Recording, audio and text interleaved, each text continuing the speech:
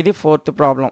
A is equal to -1, d is equal to 1/2 ఇచ్చాడు నాన్న.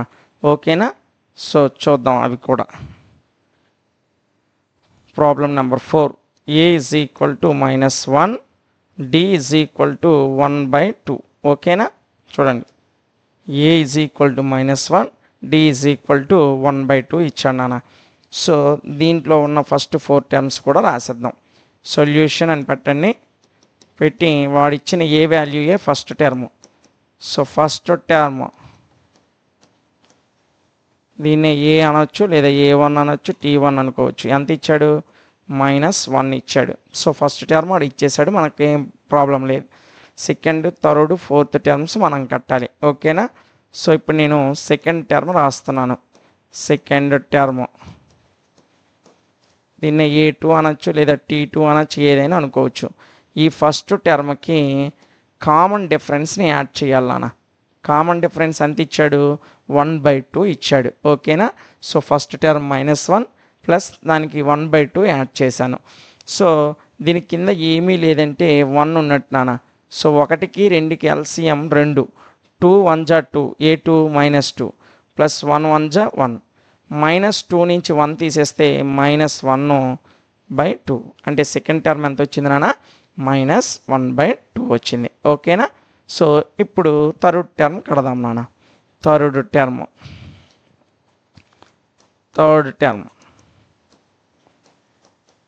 So third టర్మ్నే A3 అంటాం, లేదా T3 అనొచ్చు.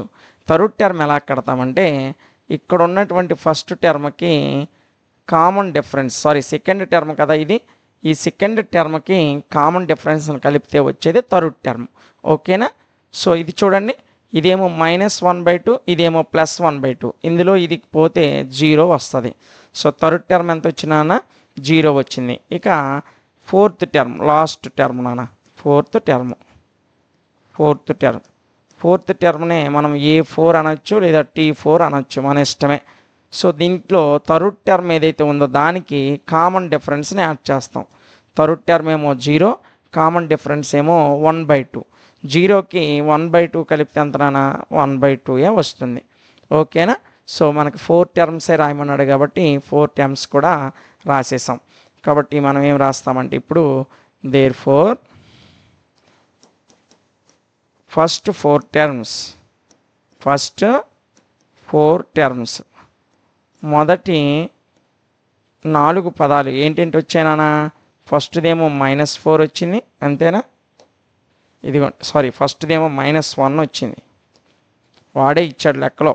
ఫస్ట్ టర్మ్ -1 వచ్చింది. సెకండ్ టర్మ్ ఎంత వచ్చింది? -1/2 వచ్చింది. థర్డ్ టర్మ్ ఏమో 0 వచ్చింది. తరువాత టర్మ్ ఏమో 1/2 వచ్చింది. సో -1, -1/2, 0, 1/2 ఇవి ఫస్ట్ 4 టర్మ్స్. ఓకేనా? సో 4 ప్రాబ్లమ్స్ అయిపోయినా. ఇక చివరి ప్రాబ్లం, ఫస్ట్ క్వశ్చన్లో ఉన్నటువంటి చివరి ప్రాబ్లం ఏంటో ఒకసారి చూసేద్దాం. ఇదిగోన్నానా, ఇది చివరి problem. A is equal to -1.25, D is equal -0.25 ఇచ్చాడు నాన్న. సో దీనికి కూడా మనం ఆన్సర్ చేసేద్దాం. Question number 5, A is equal to -1.25, అదేవిధంగా D ఈజ్ ఈక్వల్ టు 0.25. ఓకేనా? A ఏమో -1.25, D ఏమో 0.25 నాన్న. -1.25 ఇది -0.25 ఇచ్చాడు.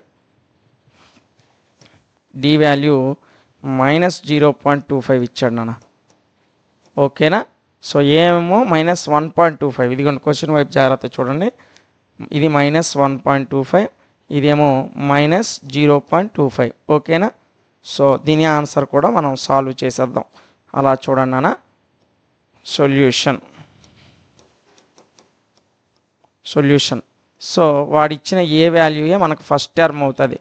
కాబట్టి ఫస్ట్ టర్మ్ ఏ అన్నా A1 అన్నా ఒకటేనా? ఎంత? -1.25. ఓకేనా? సో ఇది ఫస్ట్ టర్మ్ నాన్న. ఇప్పుడు second term, third term, fourth term మనం కట్టాలి. Second term A2 is equal to నాన్న, ఈ ఫస్ట్ టర్మ్ ఉంది కదా, ఈ ఫస్ట్ టర్మ్కి కామన్ డిఫరెన్స్ని యాడ్ చేయాలి. కామన్ డిఫరెన్స్ని యాడ్ చేయాలి. మీకు యాక్చువల్లీ వాడు ఏమని చెప్తాడంటే ఫస్ట్ టర్మ్ ఏ, సెకండ్ టర్మ్ ఏ ప్లస్ డి అంటే కామన్ డిఫరెన్స్, థర్డ్ టర్ము ఏ ప్లస్ 2d, ఫోర్త్ టర్ము ఏ ప్లస్ 4d ఇలా అంటాడన్న. సో సింపుల్గా మీరు ఈ ఫార్ములాలు గుర్తించుకుంటారు, మర్చిపోతారు. అందుకనే నేను మీకోసం ఏం చెప్తున్నానంటే ఫస్ట్ టర్మ్కి డి కడతాం, ఇక్కడ వచ్చిన ఆన్సర్కి మళ్ళీ డి కలుపుతాం, మళ్ళీ ఇక్కడ వచ్చిన ఆన్సర్కి మరొక డి కలుపుతాం, ఇలా కలుపుకుంటూ వెళ్తే మనకి ఏపీ వచ్చేస్తుంది.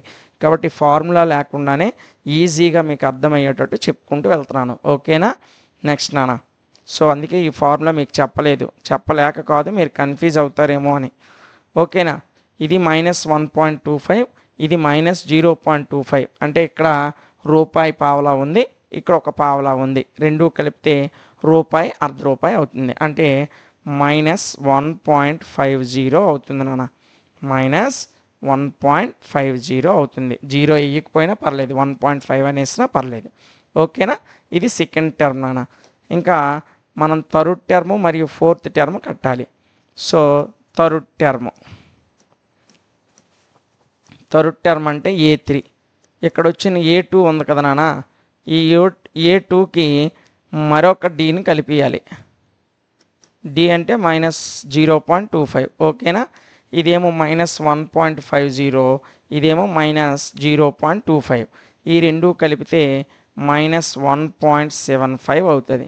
ఇదిగోండి, ఇది 50, ఇది 25 అనుకుందాం కొద్దిసేపు. 50, 25 అని పలకూడదు, దీన్ని 50 అనాలి, దీన్ని 25 అనాలి. పాయింట్ తర్వాత ఉన్న వాటిని 50, 25 అని పలకూడదు, డెసిమల్స్లోనే పలకాలి. సో ఇది 50, ఇది 25, రెండు కలిపితే 75. ఇది 1, ఇది 0, 1 + 0 1. సో ఈ రెండు కలిపితే మనకి -1.75 వచ్చింది. ఇది థర్డ్ టర్మ్ నాన్న. ఇక ఫోర్త్ టర్మ్ చూడండి. ఫోర్త్ టర్మ్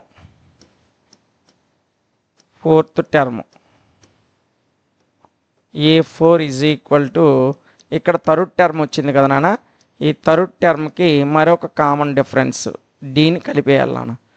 కలిపితే ఇదేమో 75, ఇదేమో 25. అంటే ఇక్కడ ఏమో 3 పావలాలు ఉన్నాయి, ఇక్కడ ఒక మొత్తం కలిపితే 4 పావలాలు అంటే ₹1. ఇక్కడ ఆల్రెడీ 1 ఉంది, కాబట్టి ఇక్కడ ఆన్సర్ ఎంత వస్తుందంటే 2 వస్తుంది. అంటే 1, ఈ రెండు కలిపితే 1, 1 + 1 2, A2 -2, ఇది ఒక -1, ఇది ఒక -1 కాబట్టి. ఓకేనా? సో 4 టర్మ్స్ కూడా వచ్చేసాయి నాన్న. ఇప్పుడు therefore ఫస్ట్ 4 టర్మ్స్ మొదటి 4 పదాలు ఏంటేంటి? ఫస్ట్ టర్మ్ ఏమో -1.25, సెకండ్ టర్మ్ ఏమో -1.50, థర్డ్ టర్మ్ ఏమో -1.75, ఫోర్త్ టర్మ్ ఏమో -2. అంతేనా? రూపాయి పావలా, రూపాయిన్నర, రూపాయి 3 పావలాలు, ఇదేమో 2. అలా అనుకోండి, ఈజీగా ఉంటుంది మీకు గుర్తుపెట్టుకోవడానికి. ఓకేనా? సో ఫస్ట్ క్వశ్చన్లో ఉన్నటువంటి 5 సమ్స్ కూడా మనం క్లియర్ చేసుకున్నాం. ఇప్పుడు సెకండ్ దాంట్లో ఉన్నటువంటి సెకండ్ క్వశ్చన్లో ఉన్నటువంటి ప్రాబ్లమ్స్ మనము చూసేసాం నాన్న. ఇదిగోండి, మనం ఎక్సర్సైజ్ 5.1లో ఒక 4 వర్కింగ్ లెక్కలు చూసాం. ఓకేనా? అదేవిధంగా సెకండ్ క్వశ్చన్లో మరలా 5 సమ్స్ ఇస్తే ఈ 5 సమ్స్ను కూడా డిస్కస్ చేసేసాం.